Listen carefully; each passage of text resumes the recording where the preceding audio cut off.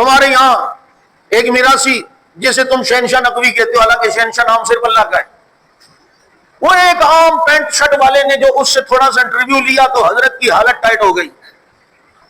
اس نے سوال پوچھے، اب بعد میں اس کے لوگ جواب اس کی طرف سے، وہ اصل میں چونکہ انہوں نے اپنے مذہب کو بھی بچانا تھا، سیدھی سیدھی باتیں کرتے تو مذہب بدنام ہو جاتا. تو تمہارا مذہب ہی پھر ایسا کیوں ہے کہ جو اگر صحیح بیان کرو تو بدنام ہو؟ کہ جی آپ ہمارے علامہ صاحب کو اپنی قوم کو کہتے ہیں، اب آپ سمجھے نہیں علامہ صاحب کی بصیرت کو.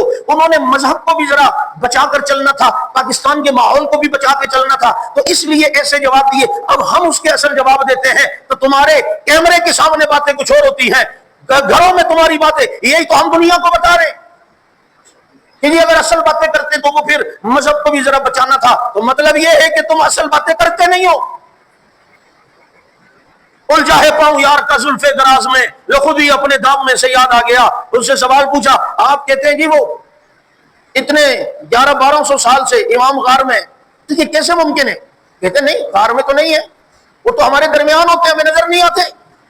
ہاں ہمیں اس کی معرفت نہیں ہے، وہ تو ہمارے درمیان ہوتے ہیں. تو غار میں نہیں ہے تو یہ چٹھیاں کس کو لکھتے ہو؟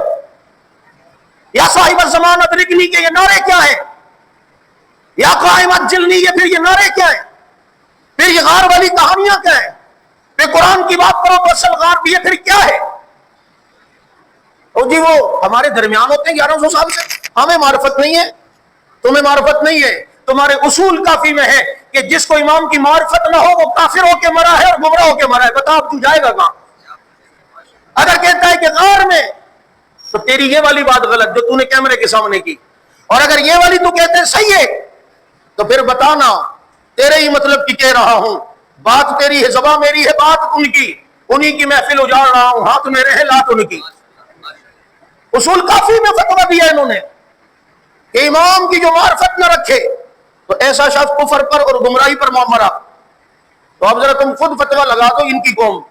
اب ان کی قوم چٹھیاں لکھ رہی ہے، ہم برات کا اعلان، ہمارا اس سے کوئی تعلق نہیں ہے، ہم اس سے برات کا اعلان، بیٹا تو انشاءاللہ اور ذلیل ہوگا. اگر وہ سمجھتا ہے کہ میں کیمرے میں اس کی وضاحت نہیں، اگر اسے زیادہ وضاحت یا ان معاملات کے اندر گفتگو کا شوق ہے تو میں آج اس میراثی کو چیلنج دیتا ہوں، میدان تم لگا لو، انشاءاللہ العزیز حق نواز کا یہ روحانی بیٹا آئے گا، حیدری شہید کا روحانی فرزند آئے گا.